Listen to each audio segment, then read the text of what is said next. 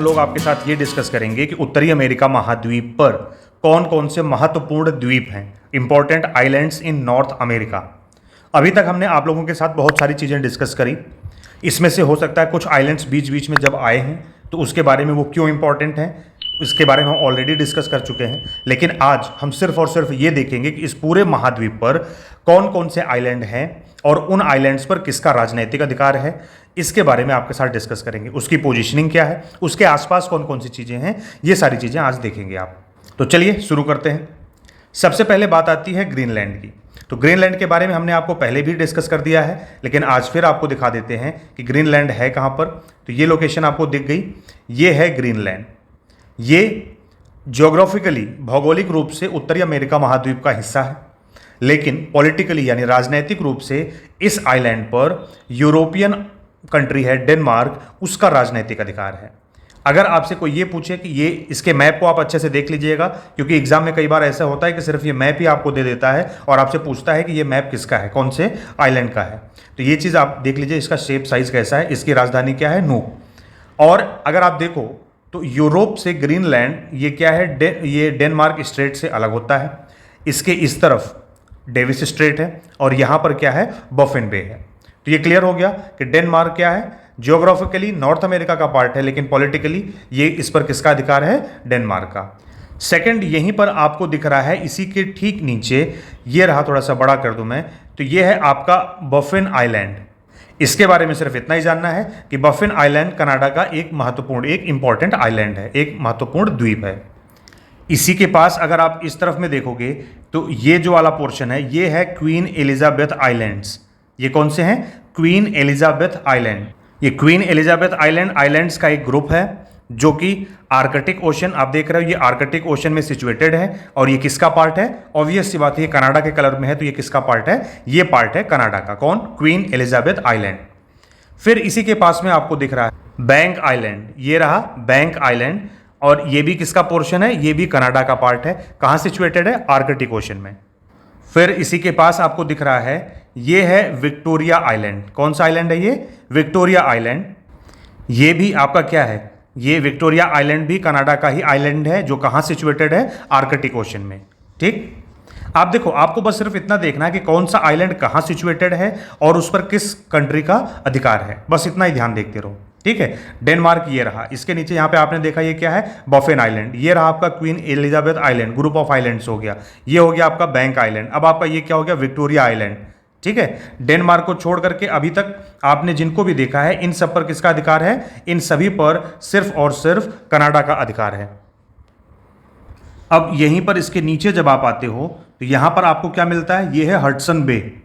Hudson Bay में कुछ islands हैं जिसके बारे में आपको पता होना चाहिए। ये है आपका साउथ हैम्पटन आइलैंड। कौन सा, south Hampton, SOUTHAMPTON। South Hampton island जो है ये कहाँ पर सिचुएटेड है, ये है हडसन बे में स्थित है। और ये किसका आइलैंड है, किसका द्वीप है, ये भी कनाडा का ही एक द्वीप है। और यहीं पर कई बार नाम की वजह से पूछ लेता है आपको, ये है बेल्चर आइलैंड। आप देख रहे हो BELCHER, बेल्चर आइलैंड। ये कहाँ सिचुएटेड है, ये भी हडसन बे में ही स्थित है। और किसका आइलैंड है ये भी कनाडा का ही आइलैंड है। बस आपसे पूछ लेगा कि south Hampton island, Belcher island कहाँ स्थित है, तो हडसन बे ऑप्शन है, तो हडसन बे में। किसका आइलैंड है, किसका द्वीप है, तो कनाडा का द्वीप है। अब आप यहीं पर थोड़ा सा इधर चलें, अगर अलास्का की तरफ आप आते हैं तो यहाँ पर हमने आपको बताया था, ये आपको दिख रहा होगा एल्यूशियन आइलैंड। ये रहा आपका एल्यूशियन आइलैंड, ये रहा पूरा। ये है क्या, एल्यूशियन आइलैंड एक आर्किपेलेजो है, जो किसका पार्ट है, ये पार्ट है अलास्का का। आर्किपेलेजो का मतलब क्या हुआ कि एक आर्क शेप में ग्रुप ऑफ आइलैंड्स। आप ये देख रहे हो, इस तरीके से आर्क शेप में क्या है, ग्रुप ऑफ आइलैंड्स, इसको कहते हैं आर्किपेलेजो। और ये क्या है, एल्यूशियन आइलैंड नाम से जो है ये किसका है, तो आप ये देखो ये अलास्का के कलर में है। तो इसका मतलब क्या हुआ कि ये जो द्वीप्स हैं ये किसके हैं, ये अलास्का के हैं। इनके पास कौन सी बे स्थित है, तो वो है ब्रिस्टोल बे। ठीक है, ये कौन सी सी से जुड़े हुए हैं, तो ये हो गया बेरिंग सी से जुड़े हुए हैं। आई बात समझ में। तो इस तरीके से ये चीज़ें बिल्कुल आपको दिखनी चाहिए, ध्यान में रहनी चाहिए कौन सी कहाँ पर है। अब यहीं पर जब आप इससे नीचे आते हो तो ये रहा आपका अलेक्जेंडर आइलैंड्स। ये क्या है, अलेक्जेंडर आर्किपेलेजो, या इसको क्या कहते हैं, अलेक्जेंडर ग्रुप ऑफ आइलैंड्स। आर्किपेलेजो का मतलब क्या हुआ, ग्रुप ऑफ आइलैंड्स। तो ये जो ग्रुप ऑफ आइलैंड्स है द्वीपों का समूह है, इसको कहते हैं अलेक्जेंडर आर्कीपेलागो। ये किसके कलर में है? तो आप ये देखो, इसका कलर अलास्का के कलर में है, तो इस वजह से आप ये समझ ही गए होंगे ये किसका पोर्शन है, ये किसका भाग है। तो ये भी अलास्का का ही एक पार्ट है। ये सिचुएटेड कहाँ पर है? तो ये आपको पता ही दिख रहा है कि ये आपका कहाँ पर स्थित है, ये पैसिफिक ओशन में है। फिर आपसे अगर ये भी पूछे कि एलुशियन आइलैंड जो अलास्का का एक पार्ट है, ये कहाँ सिचुएटेड है, तो ये भी पैसिफिक ओशन में सिचुएटेड है। और अगर इससे पहले वाले आइलैंड्स के बारे में आपसे पूछे तो ये सब के सब ये कहाँ सिचुएटेड है, तो ये इनके बारे में अलग अलग है। ये सब के सब कहाँ पर है? ये आर्कटिक ओशन में सिचुएटेड थे। चाहे डेनमार्क और बफेन, ये जो है ये सब किधर सिचुएटेड है? ये आर्कटिक ओशन में। ये अभी जो आपने देखा एल्यूशियन अलेक्जेंडर आर्कीपेलागो, ये कहाँ सिचुएटेड है? ये पैसिफिक ओशन में सिचुएटेड है। ये अलेक्जेंडर आर्कीपेलागो के ठीक नीचे आपको दिख रहा है क्वीन चार्लोट आइलैंड। ठीक, ये कहाँ पर स्थित है? ये भी पैसिफिक ओशन में ही सिचुएटेड है। इसका कलर कैसा है? क्वीन चार्लोट का कलर है कनाडा के कलर का। तो इसका मतलब क्या हो गया कि ये जो क्वीन चार्लोट आइलैंड है ये कनाडा का आइलैंड है, कनाडा का द्वीप है। ये भी एक ग्रुप ऑफ आइलैंड्स है, तो इसको भी क्वीन चार्लोट आइलैंड या क्वीन चार्लोट आर्कीपेलागो कहा जा सकता है। और जब आप इसी क्वीन चार्लोट आइलैंड के नीचे जब आप आओगे तो यहां पर आपको दिख रहा है वैंकूवर आइलैंड, वैंकूवर द्वीप। तो ये वैंकूवर द्वीप, ये भी आप कलर से समझ जाओ ये किसका हिस्सा है, ये भी कनाडा का क्या है, एक द्वीप है। ये वैंकूवर आइलैंड ये है कहाँ पर? ये आप देख रहे हो ये है पैसिफिक ओशन में ही स्थित है। और यहीं पर आपने देखा है कि ये कौन सा स्ट्रेट है, स्ट्रेट जुआन डे फोका, जो क्या करता है कनाडा मेनलैंड को वैंकूवर आइलैंड इन दोनों के बीच में आता है, जो इसको मेनलैंड से अलग करता है। वैंकूवर आइलैंड के बारे में अगर हम बात करें तो ये फिशिंग के लिए बहुत ही प्रसिद्ध है। फिशिंग मतलब मछली पकड़ने के लिए, ठीक है। यहाँ पर मोस्टली जो मछली पकड़ने के लिए लोग यहाँ पर आते हैं वो है सैल्मन फिश, SALMON। ये एक विशेष तरह की मछली है जिसको पकड़ने के लिए लोग यहाँ पर वैंकूवर आइलैंड पर आते हैं और अपनी फोटोज़ खिंचवाते हैं उस मछली को पकड़ते हुए। तो ये वाला पूरा एरिया फिशिंग के लिए बहुत ही फेमस है। इस मछली के बारे में क्या खास बात है?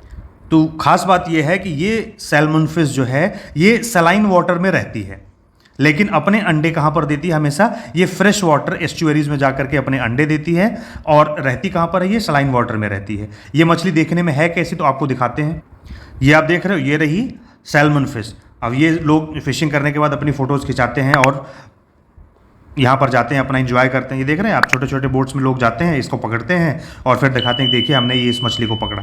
तो ये है सैल्मन फिश, ठीक है। ये कहाँ रहती है? सलाइन वाटर में ये रह सकती है, लेकिन अपने एग यानी अपने अंडे कहाँ पर देती है? अपने अंडे ये फ्रेश वाटर में देती है। ये देखो चाचा को भी ये भी पकड़े हुए हैं, हाँ दिखा रहे हैं, देखो मैंने ये मछली पकड़ ली। यही वजह है, इसी मछली की वजह से वैंकूवर आइलैंड पर लोग फिशिंग के लिए आते हैं और इन्जॉय करते हैं। अब पैसिफिक ओशन के बाद में अब चलते हैं इधर अटलांटिक ओशन में, और यहाँ पर देखते हैं कि कौन कौन से इंपॉर्टेंट आइलैंड्स हैं। अब जब आप अटलांटिक ओशन में आते हैं तो यहाँ पर गल्फ ऑफ सेंट लॉरेंस में ये है एंटीकोस्टी आइलैंड।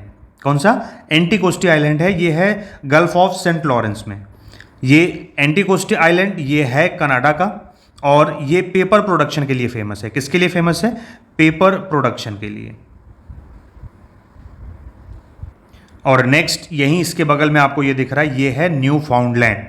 तो न्यू फाउंडलैंड ये भी एक कनाडियन आइलैंड है। एक वार्म स्ट्रीम जो गल्फ स्ट्रीम है और एक लेब्राडोर की जो कोल्ड स्ट्रीम है। कहाँ की? गल्फ स्ट्रीम जो है ये कैसी है? ये एक वार्म यानी गर्म जलधारा है, और लेब्राडोर स्ट्रीम यानी कि लेब्राडोर की जो ये जलधारा है ये कैसी है? ये एक ठंडी कोल्ड स्ट्रीम, ठंडी जलधारा है। ये दोनों यही न्यू फाउंडलैंड पर इसके पूर्वी तट पर मिलती हैं। कहाँ मिलती हैं? यही पूर्वी तट पर आकर के मिलती हैं।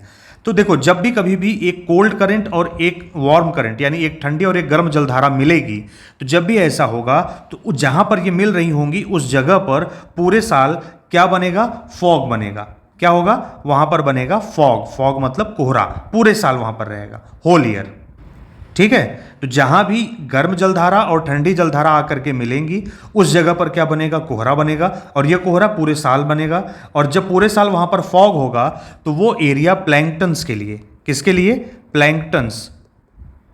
प्लैंक्टन्स, प्लैंक्टन्स का मतलब क्या हुआ कि ब्लू या फिर ग्रीन, दोनों में से कोई भी, ठीक है। ब्लू और ग्रीन एल्गी, इन दोनों के डेवलपमेंट के लिए वो एरिया बहुत सही होता है और इनको खाने के लिए वहाँ पर क्या आया करेंगी, मछलियाँ आएंगी। तो जब इन ब्लू और ग्रीन एल्गीज को खाने के लिए फ़िश वहाँ पर अवेलेबल होगी तो वो एरिया ऑब्वियस सी बात है कि फ़िशिंग पोर्ट होगा, फ़िशिंग के लिए वो क्या होगा, बहुत ही अच्छा लोकेशन होगा। तो इसीलिए जो ये न्यू फाउंडलैंड का ईस्टर्न कोस्ट है, यहाँ पर ठंडी और गर्म जलधारा मिलने से पूरे साल कोहरा रहता है। उसकी वजह से इस एरिया में ब्लू या ग्रीन प्लैंक्टन्स डेवलप होते हैं, जिसके लिए यहाँ पर फिश, मछलियाँ बहुतायत मात्रा में होती हैं। इसलिए इसका जो ये ईस्टर्न कोस्ट है ये फेमस है किसके लिए, फिशिंग के लिए। किसके लिए फेमस है, फिशिंग के लिए फेमस है। और इसका जो ये ईस्टर्न कोस्ट है ये ग्रैंड बैंक के नाम से फेमस है। ग्रैंड बैंक क्या है, पूरे विश्व में फिशिंग के लिए प्रसिद्ध है एकदम। और ये ग्रैंड बैंक कहाँ पर स्थित है, तो सेंट जॉन्स जो इसकी कैपिटल है वहीं पर स्थित है, उसके पूर्वी तट पर स्थित है क्या, ग्रैंड बैंक्स। ये आपको दिख रहा, ठीक। अब ये न्यू फाउंडलैंड के बाद में ये रहा सेंट जॉन्स। अब इसके नीचे जब आप आओगे तो यहाँ पर एक चीज़ को ध्यान से देखना, इन तीनों को, फिर मैं इसको जूम करके आपको दिखाता हूँ। कनेक्टिकट, न्यूयॉर्क, न्यू जर्सी, ये तीनों आपको दिख रहे हैं। अब मैं इसी चीज़ को जूम करके आपको दिखाता हूँ। तो ये रहा आपका न्यू जर्सी, न्यूयॉर्क और कनेक्टिकट, और आगे क्या रहा, रोड आइलैंड। तो यहीं पर न्यू जर्सी और न्यूयॉर्क के जो ये वाले कोस्ट में जो ये ब्लू कलर में आपको दिख रहा है, इसको कहते हैं लॉन्ग आइलैंड। क्या कहते हैं, लॉन्ग द्वीप या लॉन्ग आइलैंड। ये भी कहाँ पर है, अटलांटिक ओशन में है। किसका पार्ट है ये, बिल्कुल सही, इनके आसपास है। तो सीधी सी बात है, ये पार्ट है किसका, यूएसए का। तो ये लॉन्ग आइलैंड यूएसए का पार्ट है। 7 नेवल पोर्ट यूएसए की यहीं पर, इसी आइलैंड पर स्थित है। तो ये लॉन्ग आइलैंड बहुत ही छोटा है। इस मैप को आप स्क्रीनशॉट लेकर के देख लो, क्योंकि नॉर्मल मैप पे आपको नहीं मिलेगा। तो ये ढूंढ के हमने निकाला है। तो ये रहा लॉन्ग आइलैंड। क्लियर है, इसकी पोजीशन समझ में आ गई। इसी को अगर और देखो तो ये है, ये एक और इमेज आपके सामने है, ये है लॉन्ग आइलैंड का, ठीक है। टूरिज्म पर्पज से भी फेमस है, अटलांटिक ओशन में सिचुएटेड है। ऐसी लोकेशन में सिचुएटेड है तो यहाँ पर बहुत सारे बीचेस होंगे, तो ऑब्वियस सी बात है कि लोग यहाँ पर घूमने के लिए आएंगे, एंजॉय करने के लिए आएंगे। और New York, new Jersey, Connecticut, Rhode Island सबके बिल्कुल पास में ही है, तो लोग एंटरटेनमेंट के लिए यहाँ पर आ जाते हैं। इसके बाद आपका आता है बरमूडा आइलैंड। बरमूडा ट्रायंगल बाद में देखेंगे, पहले ये आता है आपका बरमूडा आइलैंड। ये भी नॉर्थ अटलांटिक ओशन में सिचुएटेड है। लेकिन ये जो बरमूडा आइलैंड है, इस पर यूके का राइट है, यूके का अधिकार है, यूनाइटेड किंगडम। इसकी खोज 1503 ईस्वी में किसने, जुआन बर्मुडेज ने की थी। किसने, जुआन बर्मुडेज ने इसकी खोज की थी 1503 ईस्वी में। इसी वजह से इसका नाम क्या पड़ गया, इन्हीं के नाम पर इसका नाम दे दिया गया बरमूडा। ये जो बरमूडा आइलैंड है ये कब, ये 1684 ईस्वी से ये ब्रिटेन के अधीन है। ब्रिटेन के अधीन ये कब आया, 1684 में। इस एरिया में, मतलब यानी बरमूडा जो ये आइलैंड है, यहाँ पर कौन सी जनजाति पाई जाती है, तो यहाँ पर निग्रो जनजाति पाई जाती है। अगर आपको जानना हो तो यहाँ पर कौन सी जनजाति पाई जाती है, निग्रो। अब इसके बाद आता है बरमूडा ट्रायंगल। बरमूडा ट्रायंगल क्या है, 3 पॉइंट्स को मिला करके बन रहा है। बरमूडा जो आइलैंड है किसका, यूके का। किसका आइलैंड है ये, यूके का। फिर मायामी इन फ्लोरिडा, सैन जुआन इन प्यूर्टो रिको। इसको थोड़ा सा हम आगे दिखाते हैं आपको। तो ये है वो ट्रायंगुलर एरिया। बरमूडा आइलैंड किसका, यूके का, Miami in Florida and San Juan Puerto Rico. इन तीनों क्षेत्रों को मिलाकर के जो ये ट्रायंगुलर शेप बन रहा है, इसी को कहते हैं बरमूडा ट्रायंगल। एक्चुअल में ऐसा कोई ट्रायंगल वहां पर नॉर्थ अटलांटिक ओशन में ऐसा कुछ है नहीं, ठीक है। इसका जो एरिया है वो लगभग 3 से 5 लाख स्क्वायर किलोमीटर का है। जब भी कोई जलयान इस क्षेत्र में घुसता था, या जब भी कोई शिप यानी कि वायुयान इस एरिया से होकर के क्रॉस होने की कोशिश करता था, तो बहुत सारी अप्रिय घटनाएं इस क्षेत्र में हुई हैं, जिसकी वजह से लोगों ने इसके अलग अलग नाम दिए हैं। कुछ लोगों ने इसे रहस्यमयी ट्रायंगल कहा है, कुछ लोगों ने इसे डेविल्स ट्रायंगल कहा है, ठीक है। तो अलग अलग तरीके की चीज़ें हैं। यहाँ तक कि क्रिस्टोफर कोलंबस ने भी अपनी पुस्तक में इस चीज़ का वर्णन किया है कि जब वो इस क्षेत्र से होकर के गुजर रहे थे तो उन्होंने अचानक से उन्होंने क्या देखा कि मौसम में अचानक से परिवर्तन देखा, उनको प्रकाश दिखाई दिया, बादल में जो है कि बिजलियाँ चमकने लगी, समुद्र की लहरें बहुत तेज़ी से हवा में उठने लगी, और उनका जहाज़ क्या है कि वो अनियंत्रित होने लगा, डिसबैलेंस होने लगा। उस टाइम पर हालांकि सिर्फ कंपास ही एक ऐसा ऑप्शन होता था जो उनको डायरेक्शन दिखाने का काम करता था, ठीक है। कंपास जिसमें एक निडल हमेशा किधर की तरफ होती है, नॉर्थ की तरफ, उत्तर की तरफ दिशा बताती है, ठीक है। तो इसका वर्णन किसने किया, क्रिस्टोफर कोलंबस ने भी अपनी बुक में किया। और दूसरी चीज़ अगर आपसे हम बताएं तो ये 1964 में, कब, 1964 में विंसेंट गैडीज ने भी अपनी पुस्तक में लिखा, और उसको इस क्षेत्र का वर्णन किया और उन्होंने इसे डेविल्स ट्रायंगल या रहस्यमय ट्रायंगल का नाम दिया। होता क्या है कि इस क्षेत्र में अचानक से परिवर्तन होता है, जहाज़ों के इंजन काम करना बंद कर देंगे, वो डूबने लगेंगे। अगर कोई इस क्षेत्र में तैरना चाहे तो वो कूद करके भाग के निकलना चाहे, तैरना चाहे तो तैर नहीं पाता है। अजीब अजीब तरह की तमाम घटनाएं इस क्षेत्र में घटित होती थी। और इसके साथ ही साथ ये सारे शिप्स, ये सारे जहाज जो यहाँ से इस क्षेत्र से गायब होते थे, वो गायब होकर के जाते कहाँ थे, डूब करके कहाँ जाते थे, इसका भी किसी को कोई पता नहीं चलता था। अगर इसके विस्तार की हम आपसे बात करें तो ये आपका जो उत्तरी अक्षांशों के बीच में है, ये है 25 डिग्री नॉर्थ, यानी 25 डिग्री उत्तरी अक्षांश से 40 डिग्री उत्तरी अक्षांश के बीच में ये है, ठीक है। और अगर इसको देशांतर में अगर हम इसको देखें पूरब से पश्चिम, तो ये आपका 55 डिग्री 55 डिग्री ईस्ट से 85 डिग्री ईस्ट तक, इसके बीच का इन तीनों को मिलाने वाला जो एक त्रिभुजाकार क्षेत्र है, जिसका क्षेत्रफल हमने आपको बताया कितना, कि 3 से 5 लाख स्क्वायर किलोमीटर के बीच में रहता है। ये कोई फिक्स थोड़ी ना है, लगभग इतना एरिया है जहां पर ये इफेक्ट देखे जाते थे, ये प्रभाव दिखता है। तो इसी को क्या कहते हैं, इसी क्षेत्र को क्या कहते हैं, बरमूडा ट्रायंगल कहते हैं। इसकी स्थिति कहां पर है, तो ये नॉर्थ अटलांटिक ओशन के, उत्तरी अटलांटिक महासागर के पश्चिमी क्षेत्र में स्थित है। और इस क्षेत्र में जब भी कोई जलयान या वायुयान जब भी आता था तो क्या होता है कि उसका रडार, रेडियो वायरलेस, कंपास, जितने भी इक्विपमेंट है, इंजन, ये सब के सब काम करना बंद कर देते हैं। इस तरह की तमाम घटनाएं इस क्षेत्र में हुई हैं। लेकिन जो नोटिसेबल, जब लोगों का ध्यान आकर्षित हुआ इसकी तरफ में, वो कब हुआ, वो द्वितीय विश्व युद्ध के दौरान हुआ। जब क्या हो गया कि जो यूएस नेवी के, किसके, 1942 अगस्त 1942 में यूएस नेवी के जो शिप थे, जहाज थे, वो अपना बम्बार्टमेंट करके उनको वापस लौटना था। और वापस लौटते समय उनको इसी ट्रायंगल के ऊपर से वापस से गुजरना था, और वो इसी एरिया में आकर के वो गायब हो जाते हैं। कुछ दिन बाद, 1-2 दिन बाद, उनको ढूंढने के लिए जो जहाज आते हैं वो भी इस क्षेत्र में ढूंढते ढूंढते तक आते हैं और वो भी यहाँ से गायब हो जाते हैं। होता क्या है कि जब वो इस क्षेत्र में पहुंचते हैं, उनका कमांड सेंटर से कॉन्टैक्ट टूट जाता है, उनका रडार नेविगेशन सिस्टम काम करना बंद कर देता है, इंजन बंद हो जाते हैं और वो उसी क्षेत्र से गायब हो जाते हैं। रेस्क्यू टीम इस एरिया में कैसे पहुंची थी, जो जहाज यहाँ से गायब हुआ था वो उसकी लास्ट लोकेशन के हिसाब से उनको ढूंढते ढूंढते इस एरिया में आए और वो भी गायब हो गए। फिर अगस्त के बाद 3 महीने बाद फिर से क्या होता है कि दिसंबर 1942 में यूएस नेवी का ये बम वर्षक विमान भी जैसे ही यहाँ फ्लोरिडा से यहाँ से उड़ान भरता है और जैसे ही यहाँ इसके ऊपर आता है, वो रडार से गायब हो जाता है। और इसके साथ भी सेम समस्या होती है और फिर इसका संपर्क टूट जाता है और ये भी यहाँ से गायब हो जाता है। फिर इसको भी ढूंढने के लिए जो रेस्क्यू टीम जाती है, उस रेस्क्यू टीम का भी आज तक कोई खोज खबर नहीं है कि वो कहाँ पर है, कहाँ गायब हो गई। 1970 में ब्रूस जर्मन, एक पायलट थे ब्रूस जर्मन, जो इस क्षेत्र से लौट करके वापस आए थे। वहां से आने के बाद उन्होंने बताया कि जब ये इस क्षेत्र में पहुंचे थे तो अचानक से मौसम खराब हो गया। सामने से बादलों का एक झुंड, एक बहुत बड़ा सा बादल, ऐसा लग रहा था जैसे बादलों की गुफा है, उसमें ये चारों तरफ से घिर गए थे। इन्हें कुछ दिख नहीं रहा था। इन्होंने बताया कि फिर ये बिल्कुल सीधा, इनके सारे संपर्क, सारे रडार सिस्टम कुछ भी काम नहीं कर रहा था, कोई नेविगेशन सिस्टम काम नहीं कर रहा था, कहीं से इनका संपर्क नहीं था। लेकिन फिर भी ये अपने जहाज को सीधा लेकर के उड़ते रहे। और इन्होंने बताया कि उस समय बहुत तेज बादल चमक रहे थे, बिजली कड़क रही थी और उसके बाद भी इनके जहाज की रफ्तार बहुत तेज हो गई थी। लगभग 3 मिनट के बाद में ये वहां से बाहर निकले और अपने जहाज को लैंड किया। 3 मिनट में इन्होंने 150 किलोमीटर की दूरी तय करी थी। 150 किलोमीटर का मतलब यह हो गया कि इनके जहाज की रफ्तार लगभग 3000 किलोमीटर प्रति घंटे हो गई थी। कितनी हो गई थी? 3000 किलोमीटर प्रति घंटे की स्पीड से ये उड़ रहे थे, जो कि अभी तक किसी भी पैसेंजर जहाज के लिए पॉसिबल स्पीड नहीं है। अब जानते हैं कि ऐसा होता क्यों था। उसका कारण यह है कि इस क्षेत्र में बिल्कुल नीचे एक सीरीज है माउंटेन्स की, ज्वालामुखी पर्वतों की, जो बहुत ही नीचे है और वो लगभग हमेशा क्या होता है, उनमें उद्गार होता रहता है, ठीक है, वो समुद्र के नीचे है। उसमें क्या होता है कि बहुत सारी जहरीली गैसें निकलती हैं। उसमें से एक गैस है मीथेन गैस। वो जब पानी के साथ में मिक्सअप होती है तो वो पानी की डेंसिटी को कम कर देती है। वाटर डेंसिटी जब कम होगा तो जो जलयान है, जो भी समुद्री जहाज हैं, उनको इस तरीके से तैयार किया जाता है पानी की डेंसिटी के हिसाब से कि वो पानी के ऊपर वो तैर सकेंगे। लेकिन जब वहां पर पानी की वाटर डेंसिटी जब कम हो जाएगी तो वो जहाज अपने आप वहां पर क्या हो जाते हैं, डूब जाते हैं। यही कारण है कि जब कोई वहां तैरने की कोशिश करता तो वो भी वहां पर डूब जाता है।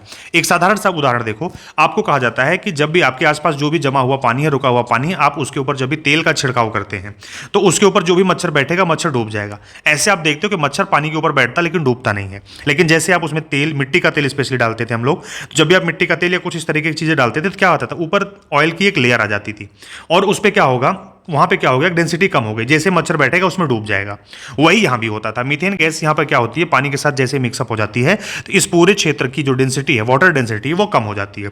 कम होने की वजह से कोई भी जो समुद्री जहाज जा रहा है वो यहाँ पर डेंसिटी कम होने की वजह से अब वो शिप क्या करेगा, वो अंदर अंदर डूबता चला जाएगा। आप तैरने की कोशिश करोगे, वाटर डेंसिटी है नहीं, आपकी हैबिट है पानी में तैरने की, तो आप भी क्या करोगे, वहां पर डूब जाओगे।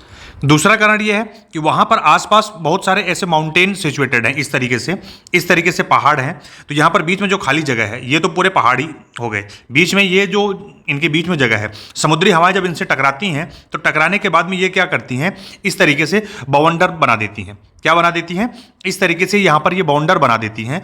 और इसके साथ ही साथ ये बाउंडर वहाँ से उन पहाड़ों से निकल करके जब समंदर में इस वाले क्षेत्र में आता है तो इस पानी के समंदर की लहरों को बहुत ही ऊंचा उठा देता है। तो ये जो बाउंडर है, इस बाउंडर में कोई भी शिप अगर आ जाता है, जो भी ये समुद्री लहरें बहुत ऊंची उठ करके आ रही हैं, इसकी वजह से जो यहाँ पर पूरा धुंध सा छा जाता है, पूरे बादल बन जाते हैं। तो कोई भी जहाज जब इस क्षेत्र में आता है तो इसी बाउंडर की वजह से आने के बाद में उसका नेविगेशन सिस्टम काम नहीं करता और वो दुर्घटनाग्रस्त हो जाता है। समुद्री जहाजों को डूबने का जो तीसरा कारण है वो ये है, ये आप देख रहे हो, ये है आपके पूरा ये समुद्री तल ऊपर हो गया। अब नीचे ये जल है, नीचे आपको ये दिखाई नहीं देता, ठीक है। अब बीच में यहीं पर जो ये समुद्री पहाड़ हैं, ये समुद्री पहाड़ यहाँ से इनकी ये ऊंचाई ये बनी हुई है। अब शिप आपका आ रहा है, अब आपके जहाज की गहराई ये है, वो यहाँ पर आएंगे और इसके रिज से, इससे टकरा करके ये जहाज क्षतिग्रस्त हो जाएंगे और ये क्या हो जाएंगे, डूब जाएंगे। अब ऐसी घटना ऐसा नहीं सिर्फ इसी क्षेत्र में होती है, ऐसी घटना चिली और तुर्की के क्षेत्र में भी होती है। बहुत कई सारे मालवाहक जहाज वहाँ पर डूब जाते हैं, तेल से भरे टैंकर के जहाज वहाँ पर ऐसे चट्टानों से टकरा करके क्या हो जाते हैं, टूट करके डूब जाते हैं। तो इस तरह की घटनाएं होती रहती हैं। पहले इस तरह की घटनाओं का होना आम बात था, क्योंकि पहले टेक्नोलॉजी इतनी एडवांस नहीं थी, रडार सिस्टम और बाकी सोनार सिस्टम, ये सारी चीज़ें नहीं थी। तो इस तरह की घटनाएं इस क्षेत्र में बहुत ही ज़्यादा अप्रिय घटनाएं ये होती थी। आज की डेट में टेक्नोलॉजी भी एडवांस है, उनके पास सारी चीज़ें हैं। तो नॉर्मली अब इसके ऊपर से क्या होता है, समुद्री जहाज भी होकर गुजर जाते हैं, इसके ऊपर से एरोप्लेन भी होकर के गुजरते हैं और इस तरह के कोई भी इंसिडेंट नहीं होते हैं। एरोप्लेन्स के क्षतिग्रस्त होने का कारण बताया गया ये हेक्सागोनल क्लाउड्स, ये 6 सतहों वाला, 6 फलकों वाला बादल। सबसे पहले इस बादल को कहां पे देखा गया था, सैटर्न ग्रह के ऊपर देखा गया। इसका जो एरिया होता है ये लगभग 50 स्क्वायर किलोमीटर के बराबर होता है, यानी कि लगभग एक जिले के बराबर एरिया होता है इन बादलों का। इसके अंदर जो हवाएं होती हैं, जो हवा चलती है उसकी स्पीड बहुत ज़्यादा होती है, वो होती है लगभग 250 किलोमीटर प्रति घंटा। और इतनी तेजी से इसमें जो बवंडर जो इसमें चल रही होती है, और ये इतने पावरफुल होते हैं कि अगर इसमें कोई भी वायुयान, कोई भी अगर एरोप्लेन इसमें घुस गया तो ये तेज चलने वाली हवाएं इस हेक्सागोनल क्लाउड के अंदर ही उसको फंसा करके उसको तोड़ देती हैं। अब देखिए यहाँ पे होगा क्या, अगर हवाओं का दिशा ये है, इस दिशा में हवाएं चल रही है, बाउंडर इस तरह से चल रहा है, अगर कोई भी जहाज इस दिशा से आ रहा है, वो अगर इसमें फंसेगा तो ये इसी के साथ में फंस करके आगे निकल के इधर निकल जाएगा, ठीक है। लेकिन अगर कोई जहाज इधर से आ रहा है, इसके विपरीत दिशा में फंस गया, अब ये जहाज को इधर जाना था, हवाएं इधर चल रही हैं, बवंडर इधर चल रहा है, तो उसके विपरीत दिशा में, उल्टी दिशा में कोई जहाज फंस गया तो ये उसको उसमें फंसा करके तोड़ देती हैं। और अगर उसकी दिशा में कोई जहाज फंस गया तो उसी के साथ बहुत तेजी से आगे निकल जाएगा। यही वजह थी कि ब्रूस जर्मन जो है कि इस एरिया में उनको कुछ दिखाई तो नहीं दिया, लेकिन वो सीधे चलते रहे और 3 मिनट में उन्होंने 150 किलोमीटर की यात्रा तय करी और इससे बहुत आगे निकल गए वो। तो यहां पर कुछ सुपर नेचुरल नहीं है, जो भी चीज़ें हैं वो सामान्य चीज़ें हैं, कुछ कारण की वजह से यहाँ पर हुई है, ठीक है। यहाँ पर कुछ भी ऐसी सुपर नेचुरल पावर नहीं है जिसकी वजह से इस तरीके की चीज़ें होती हैं। लोगों को पहले पता नहीं था, चीज़ें नहीं पता थी, उसके पीछे के कॉन्सेप्ट नहीं पता थे, इस वजह से इस तरह की अप्रिय घटनाएं होती थी। आज की डेट में इस एरिया से सब कुछ क्रॉस होता है, एरोप्लेन भी जाता है, आपके जलयान भी जाते हैं, शिप्स भी गुजरते हैं और इस तरह की कोई अप्रिय घटना नहीं होती है। ये तो है आपका बर्मुडा ट्रायंगल, कहाँ पर, कैरिबियन सी यानी वेस्ट अटलांटिक ओशन में, ठीक है, उत्तरी अटलांटिक महासागर के पश्चिमी हिस्से में। ऐसी एक घटना यहाँ जापान के पास में हुई। यहाँ पर इस ट्रायंगल में ये घटना घटित हुई 1980 में। कब हुई, 1980 में। टाइटैनिक का दोगुना बड़ा जहाज इस एरिया से होकर गुजर रहा था, जिस पर आयरन ओर की मात्रा क्या थे, उस पर क्या लदा हुआ था, आयरन ओर इसमें लोडेड था। वो जैसे इस क्षेत्र में पहुंचा वो भी यहाँ जाकर के डूब गया। उसको ढूंढने के लिए जो रेस्क्यू टीम गई वो भी यहाँ जाने के बाद डूब गई। तो फिर से ये हो गया कि भाई यहाँ पर भी क्या है, बर्मुडा ट्रायंगल। बर्मुडा ट्रायंगल नहीं, जापान ने इसको नाम दिया था ड्रैगन ट्रायंगल। उन शिप्स का पता लगाने के लिए जो एक हवाई जहाज गया वो भी यहाँ जाकर डूब गया। तो जापानी सरकार ने फिर इसको क्या कहा जाता है, इसको एशिया का बर्मुडा ट्रायंगल कहा जाता है, लेकिन जापानी गवर्नमेंट ने इसका क्या नाम दिया हुआ है, ड्रैगन ट्रायंगल। बाद में जब देखा गया तो ये हुआ कि भाई जो यहाँ पर जो ये बर्मुडा ट्रायंगल में जो सिचुएशन थी, बिल्कुल सेम वही चीज़ें यहाँ पर भी हैं, सेम कंडीशन है, सेम सिचुएशन है, इसी वजह से ये घटनाएं यहाँ पर भी घटित हो रही हैं, बिल्कुल सेम उसी तरीके से। ऐसा ही एक ट्रायंगल यहाँ इंडिया में पाया जाता है, उड़ीसा में। उड़ीसा में अंग्रेजों ने बनाया हुआ था एक क्या, अमादा। ये अमादा एयर स्ट्रिप कहाँ पर है, उड़ीसा में। यहाँ पर 150 से 200 अमेरिकी जहाजें आपस में टकरा करके ध्वस्त हो गई। और ये घटना जब घटित हुई उस समय ना तो मौसम खराब था, ना ही कुछ इस तरह की कोई हवाएं चल रही थी, ना कोई अनहोनी बात हो रही थी। और सबसे मजे की बात है कि यहाँ पर ना तो हेक्सागोनल क्लाउड था, ना मौसम खराब था, कुछ भी नहीं। नॉर्मल वेदर में ये सारी जहाजें आपस में आमने सामने टकरा करके गिर गई, पूरी की पूरी ध्वस्त हो गई। ये सेकेंड वर्ल्ड वॉर के टाइम पे अमेरिका की सारी जहाजें यहाँ पर लैंड करती थी और यहाँ से फिर वो जापान पे बम गिराने के लिए जाया करती थी। ठीक है, लेकिन ये बहुत ही क्लासिफाइड था तो इसको क्लोज कर दिया गया। तो इसको आप क्या कर सकते हो, भारत का क्या कर सकते हो, बरमूडा ट्रायंगल कर सकते हो। अगर आप तीनों की लोकेशन देखो तो ये रहा, इंडिया का ये रहा और जापान का ये रहा। तो इंडिया में ऐसा क्यों हो रहा था, इसका क्या कारण है? तो उड़ीसा के पास में झारखंड में यूरेनियम की खदान है और यूरेनियम बहुत ही हाई रेडियो एक्टिव एलिमेंट है। ठीक है, तो ये क्या करता था कि यहाँ इतना ज़्यादा यूरेनियम था, तो उसकी वजह से क्या है कि इन जहाज़ों का जो नेविगेशन सिस्टम है वो पूरा का पूरा खराब हो जाता था और वो आपस में एक दूसरे से कम्युनिकेट नहीं कर पाते थे, जिसकी वजह से वो आमने सामने टकरा करके और दुर्घटनाग्रस्त होकर के क्षतिग्रस्त हो जाते थे। इसके इंडिया वाले के बारे में आपको ज़्यादा इसलिए नहीं पता है क्योंकि ये आर्मी की चीज़ें हैं, तो आर्मी की चीज़ों को बहुत ही ज़्यादा टॉप सीक्रेट रखा जाता है, ज़्यादा डिस्क्लोज नहीं किया जाता है, और ऊपर से सेकेंड वर्ल्ड वॉर के टाइम का है और यूएस आर्मी के साथ में ऐसा हुआ तो ये सारी चीज़ें क्लासिफाइड फाइल में गायब हो जाती हैं। अगर आप इन तीनों को देखोगे, बरमूडा ट्रायंगल और अमादा स्ट्रिप इंडिया का, उड़ीसा का, और ये आपका एशिया का बरमूडा ट्रायंगल या ड्रैगन ट्रायंगल, तो ये लगभग तीन के तीनों लगभग जो है कि एक ही लैटिट्यूड के आसपास पड़ जाते हैं। ये लगभग सेम लैटिट्यूड रेंज में आ जाते हैं। ठीक है, तो ये सिर्फ एक संयोग ही है और कोई ऐसी बात नहीं है। फिलहाल अब ऐसी कोई भी अप्रिय घटना नहीं होती है, टेक्नोलॉजी एडवांस हो चुकी है, लोगों को सारी चीज़ों के बारे में पता है, तो प्रॉपर नेविगेशन के थ्रू वहाँ से उस एरिया से बाहर निकल जाते हैं। इस वीडियो में इतना ही, फिर मिलते हैं अगले वीडियो में। तब तक आप देखते रहिए videos by DRS maths and DRS toppers live. ठीक है, उम्मीद करता हूँ आज जो चीज़ें आपके साथ डिस्कस की है वो सारी की सारी आपको अच्छे से समझ में आ गई होंगी और आगे से इन पर आने वाले क्वेश्चंस के बारे में आप अपना आंसर दे पाएंगे। ठीक है, आप प्लेलिस्ट में जाइए, सारे वीडियोस को देख डालिए, चाहे वो मैथ्स एंड ज्योग्राफी के जो भी वीडियोस हैं जो आपके अधूरे रह गए हैं या जिनका रिवीजन करना है, वहाँ पे चैप्टर वाइज प्लेलिस्ट बने हुए हैं, आप जाकर के उनको देख सकते हैं। वीडियो आपको पसंद आता है प्लीज़ लाइक जरूर करिएगा और अपने दोस्तों के साथ से शेयर जरूर करिए। इस वीडियो को देखने के लिए बहुत बहुत धन्यवाद। फिर मिलते हैं अगले वीडियो में, तब तक अपना ध्यान रखिए और मुस्कुराते रहिए और अपने एग्जाम की तैयारी करते रहिए। Thank you so much.